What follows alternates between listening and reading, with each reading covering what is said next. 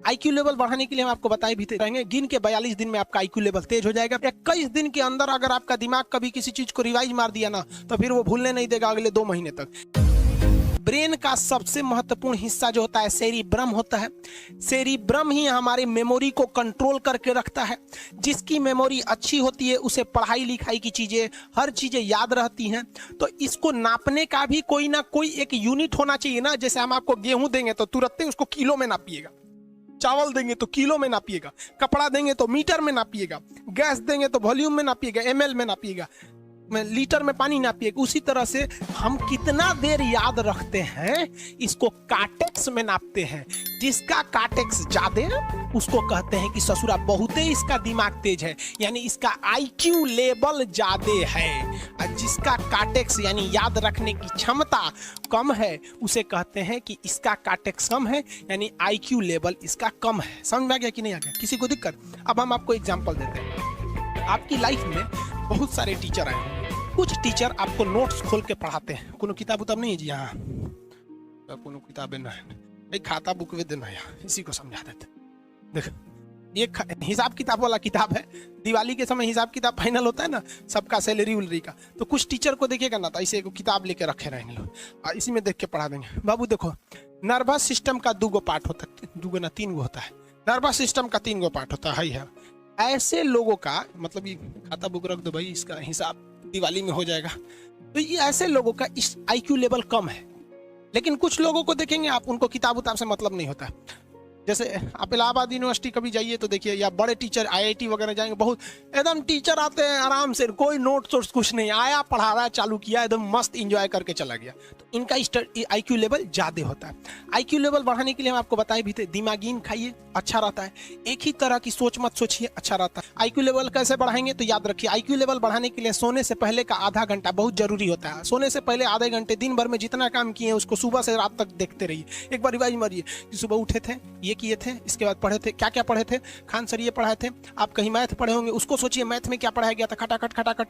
आपको सोचना ही है ना, सोचने में कितना टाइम लगता है, खटाखट। तो अगर इसको रिवाइज करते रहेंगे, गिन के 42 दिन में आपका आईक्यू लेवल तेज हो जाएगा। फिर आप कहेंगे कि सर जी हमरो बिना किताब का याद हो गया। और अगर यही खत्म हो जाएगा तो क्या कहिएगा, आपका भी आईक्यू लेवल गिर जाएगा। आप टॉपिक भूल जाते हैं, मतलब आपके दिमाग में दूसरा टॉपिक चलता है। आप लाइफ में किसको किसको आई लव यू बोले हैं, कभी भूले हैं? नहीं। कौन कौन आपको मारा है या कुछ उल्टा सीधा बोला है, नहीं भूलते हैं। रीजन क्या? आप कितनी बार किसी चीज को रिवाइज मारते हैं। 21 दिन के अंदर अगर आपका दिमाग कभी किसी चीज को रिवाइज मार दिया ना, तो फिर वो भूलने नहीं देगा अगले 2 महीने तक। यानी हर 21 दिन पे उसको रिवाइज मारते रहिए, मारते रहिए, मारते। और अगर हर 7 दिन पे मारेंगे ना तो वो एकदम फिक्स हो जाएगा, एकदम फिक्स हो जाएगा।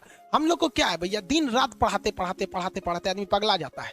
इसलिए अब कोई नींद में भी पूछेगा, खान सर स्वायत्त तंत्रिका तत्व किसे कहेंगे? स्वायत्त में कुछ नहीं आएगा, ये आ जाएगा आपका सिंपैथेटिक और पैरासिम्पैथेटिक, बस यही आ जाएगा। क्यों इतना जल्दी जल्दी जल्दी जल्दी रिवाइज मारा आदमी कि ये हमारा सब कॉन्शियस माइंड में घुस गया है। सब कॉन्शियस, देखिए कॉन्शियस माइंड उसे कहते हैं जिस पर हमारा कंट्रोल रहता है।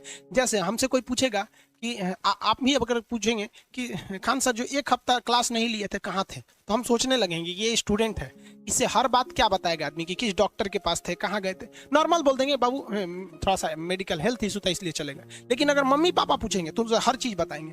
तो जो चीज हमारे कंट्रोल में नहीं रहता है वो उसे क्या कहते हैं, सब कॉन्शियस माइंड। जैसे कोई हमारा नाम पूछेगा, खटाक से बता देंगे खान सर, समझ में आ गया कि नहीं?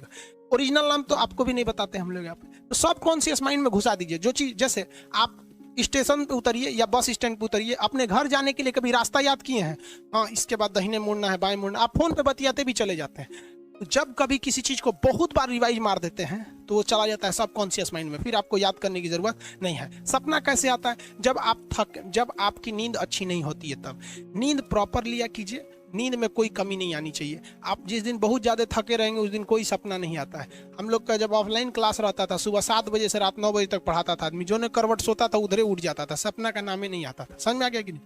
जब भी आपके बॉडी में ऑक्सीजन की कमी आएगी वो चीज़ दर्द करने लगेगा। जैसे आप दौड़ेंगे तो आप सांस ज़्यादा नहीं ले पाते, ऐसे लेते हैं तो बॉडी में सांस नहीं पहुंच पाता और हाथ पैर में आपके लैक्टिक एसिड जम जाता है, जिसलिए दर्द करने लगता है। तो जब कभी भी मेहनत करने लगेंगे या फिर दब हो जाएगा तो ब्रेन दर्द करने लगता है। दूसरा, कोमा क्या होता है? ब्रेन हमेशा वर्किंग करते रहता है। अगर वो रेस्ट में चला गया तो उसी को कोमा कहते हैं। अब परमानेंटली रेस्ट में चला गया तो मरिए जाएंगे। बेहोशी में क्या होता है कि ब्रेन और स्पाइनल कॉर्ड का संपर्क टूट जाता है। ब्रेन और स्पाइनल कॉर्ड का संपर्क टूट जाता है तो उसी को क्या कहते हैं, बेहोश हो गया है। पानी उनी छिड़केंगे ना तो स्पाइनल कॉर्ड में उसमें संपर्क जुट जाएगा, लेकिन ब्रेन और स्पाइनल कॉर्ड काम ही नहीं कर रहे हैं तो कोमा में चले गए। कोमा को हाफ डेथ कहा जाता है, आधा मरा हुआ व्यक्ति है। जो व्यक्ति कोमा में चला जाता है ना, कोई जरूरी नहीं है कि वापस आएगा ही आएगा, लेकिन बेहोश है तो कोई दिक्कत नहीं, पानी फेंकिए मार देगा। उसको कहते हैं लोग बिहार में, लोग दांत लग गया, फीट मार दिया, पानी फेंकिए सही हो जाता है।